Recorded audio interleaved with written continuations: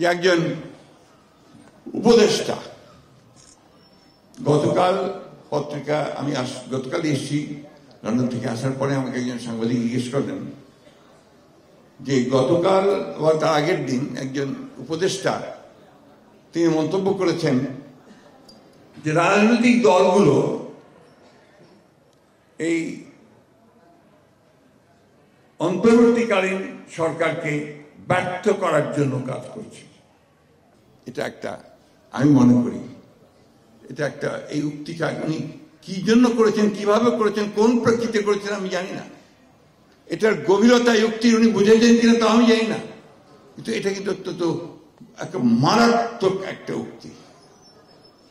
এই সরকার অন্তর্বর্তীকালীন সরকার, এই সরকারকে আমরা সমস্ত মানুষ যারা আন্দোলন করেছি, যারা ফ্যাসিস্ট সরকারকে তাড়াবার জন্য আন্দোলন করেছি, ছাত্ররা বুকে রক্ত দিয়েছে, এই বুকে আমরা রক্ত দিয়েছি, তারা সবাই মিলে এই সরকারকে আমরা দায়িত্ব দিয়েছি।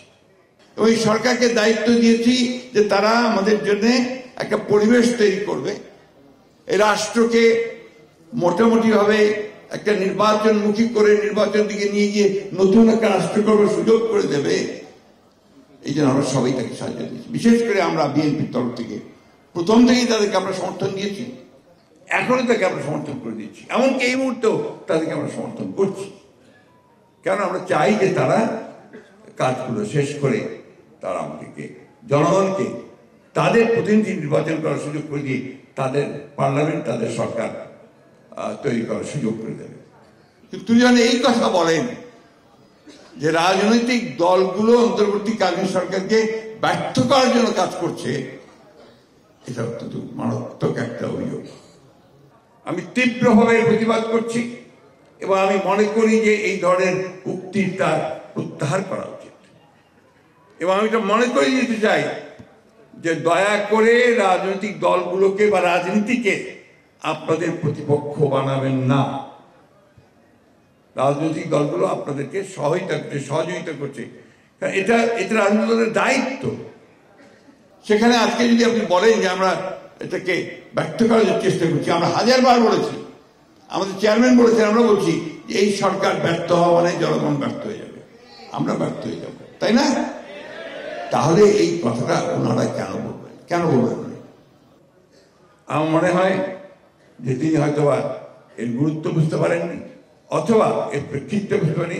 কেন বলেছেন আমি জানি না, তবে যদি স্বাভাবিক বলে থাকেন, এটা ঠিক না বুঝতে পেরে, তাহলে আমি খুব কিছু বলতে চাই না। কিন্তু উনি জেনে শুনে বলেন, তাহলে আমি অবশ্যই এর তীব্র প্রতিবাদ ও নিন্দা জানাচ্ছি, প্রত্যাহার করার জন্য অনুরোধ করছি।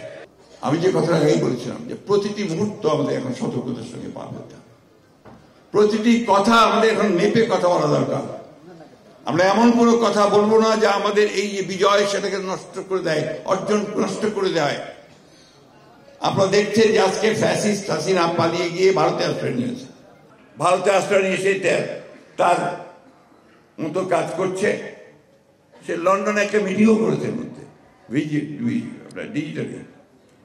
ডিজিটালি সে লন্ডনে আওয়ামী লীগের নেতাকর্মীদের নিয়ে একটা মিটিংও করেছে। অর্থাৎ সে সক্রিয়, সে অ্যাক্টিভ, সে তার কাজ করছে আবার ঋত ক্ষমতাকে ফিরে পাওয়ার জন্য। তা আমাদেরকেও তখন অ্যাক্টিভ হতে হবে, যাতে করে আমরা তাদেরকে প্রতিহত করতে পারি। তারা যেন ফিরে আসতে না পারে, সেটা কিভাবে হবে? সেটা একদিকে যেমন একটা ঐক্য, জনগণের দৃঢ় ঐক্য, একমাত্র ঐক্য, অন্যদিকে আমরা মেধা দিয়ে আপনাকে জিততে হবে। যে কথাটা আমি আজকাল প্রায় বলছি, এই স্লোগান আর এই আপনার তালি, এটা দিয়ে কিন্তু আপনি জিততে পারবেন না। জিততে হলে আপনাকে সোশ্যাল মিডিয়ায় জিততে হবে। সামাজিক যে আপনার যে টুইটার, ফেসবুক, এর মধ্যে সেই যুদ্ধ করতে হবে। আপনারা দেখবেন সেখানে তারা অনেক অ্যাক্টিভ, তারা অনেক কিছু প্রচার করছে, অপপ্রচার করছে, যেগুলো বাংলাদেশের জন্য, এই বিপ্লবের জন্য, এই বিদ্রোহের জন্য অত্যন্ত উল্টো কথা। তা আপনাকে এই পক্ষে, জনগণের পক্ষে, গণতন্ত্রের পক্ষে বিষয়গুলোকে আপনার কথার মধ্যে দিয়ে যেতে হবে।